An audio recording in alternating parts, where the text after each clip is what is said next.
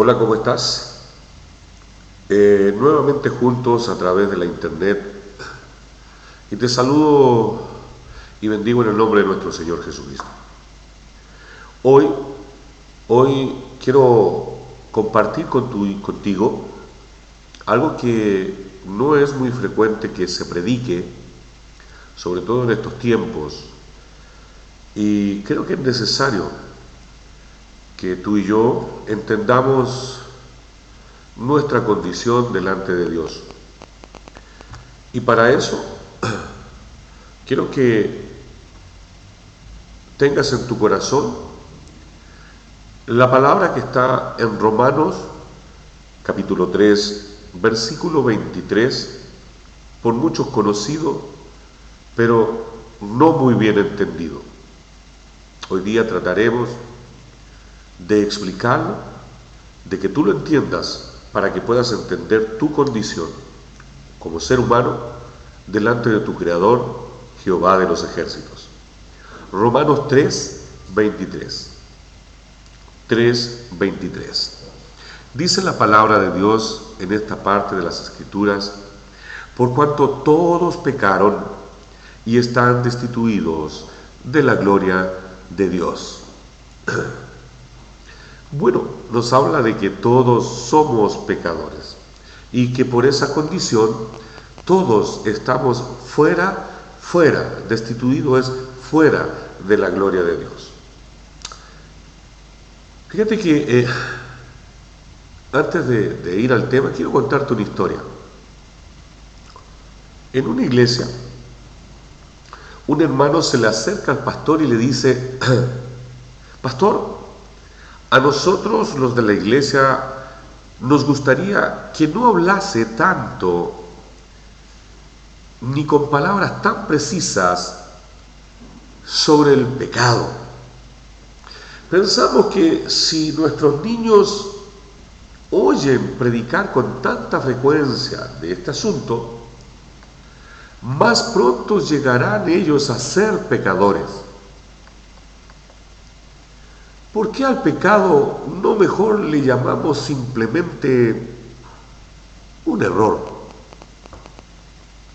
Pastor, por favor, no hable usted tan abiertamente del pecado. El pastor, al ver esto, invita al hermano a las bodegas del templo. En esa bodega se encontraban varios estantes. De uno de ellos saca una botella, se la muestra y en la etiqueta de la botella, en la carátula, decía veneno, con letras grandes y rojas. Se la muestra al hermano.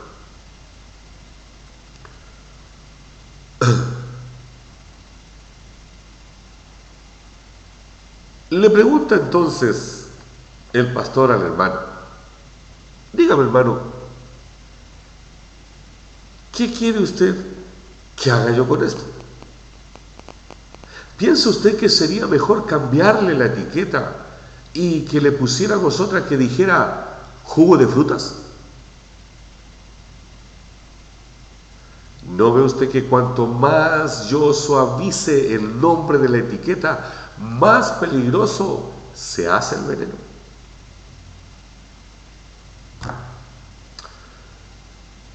Es eso lo que hoy día el mundo nos pide. Es eso lo que la iglesia muchas veces está pidiendo. No nos hablen de pecado. No me hable de que yo soy un pecador, pastor. Si no, me voy. Tomo mi familia, mis diezmos y me voy. Y muchos hombres y siervos de Dios han caído en el juego y han suavizado el evangelio para no ofender al feligrés. Amigo, el pecado es faltar contra el amor de Dios. El pecado es faltar contra el amor del prójimo a causa de un apego indebido a otros fines. El teólogo latino Agustín de Hipona decía que el pecado es una obra, una palabra o un deseo contrario a la ley de Dios. Eso decía Agustín de Hipona. Mi abuelita diría, el pecado es pecado. Hoy cuesta reconocer que es pecado. Hoy en día vivimos en una sociedad donde a lo malo le decimos que es bueno. Al pecado lo observamos como simples errores. Los queremos llamar pecaditos.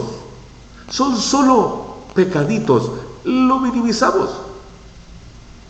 Un amigo me decía, sí, yo reconozco que soy pecador, pero son solo unos pecaditos nada más, insinuándome que sus pecados eran más bien pequeñitos, muy pequeñitos.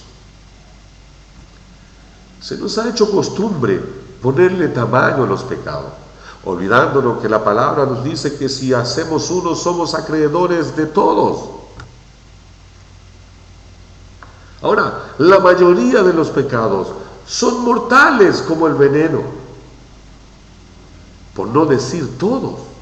O mejor dicho, la paga para todos es una sola cosa. La paga para todos los pecados es una sola cosa. Así lo expresa el apóstol Pablo en el libro de Romanos capítulo 6, versículo 23. Porque la paga del pecado es muerte, mas la dádiva de Dios es vida eterna en Cristo Jesús, Señor nuestro. Una sola recompensa tiene el pecado y es la muerte. Y es precisamente por eso que hoy día no gusta que se hable ni se predique del pecado. Pero es necesario, pues los tiempos están cercanos. Los días se han ido acortando por la venida de Cristo nuestro Señor. El pecado es el mismo de siempre. Es el que causó la caída de Adán y Eva en el huerto. Es por lo que padecemos hoy día. Por el pecado padecemos hoy. Y nos hace más daño el tratar de disfrazarlo con una etiqueta atractiva y elegante, poniéndole la etiqueta en vez de pecado, error, una falta, una falla, casualidad, ignorancia. Eso lo único que hace es agravar el pecado. Mire, usted y yo no necesitamos una nueva palabra para expresarlo. Pero sí necesitamos entender lo que significa verdaderamente la palabra pecado. Y no solo eso, sino que además sus consecuencias mortales que podrían causarnos al tenerlos y no confesarlos. Acabamos de leer Romanos 3:23. Dice que por cuanto todos pecaron y están destituidos de la gloria de Dios, le sumamos lo que dice Romanos 6:23, que la paga entonces del pecado es la muerte. Junte ambos. Por cuanto todos pecaron y están destituidos de la gloria de Dios, la paga del pecado es la muerte. Usted escuchó bien. El pecado nos priva de la gloria eterna, ya que la paga, el salario del pecado es la muerte eterna. Por eso la gente hoy, a los hermanos, a quien está uno presentándole a Cristo, no le gusta que le muestren que es un pecador. Mire, el pecado es como una carnada para el pez. El pez ve una atractiva carnada y nada veloz a comerla. ¿Qué sucede? Que apenas la muerde, queda atrapado. es que dentro de la carnada esa tan apetitosa había algo escondido y era algo destructor que solo busca la muerte del pez. Se llama anzuelo. Para nosotros se llamaría diablo, Satanás, el enemigo de Dios. Lo que empezó como una agradable atracción, finalmente terminó siendo una dolorosa desilusión. Así sucede con el pecado. Atrae, parece muy agradable, pero ¿sabe? Apenas es hecho, apenas es saboreado, deja en el alma una sensación de muerte, de destrucción profunda, que solamente quienes han sufrido esto pueden decir de qué se trata. Y amigo, usted sabe de lo que yo estoy hablando.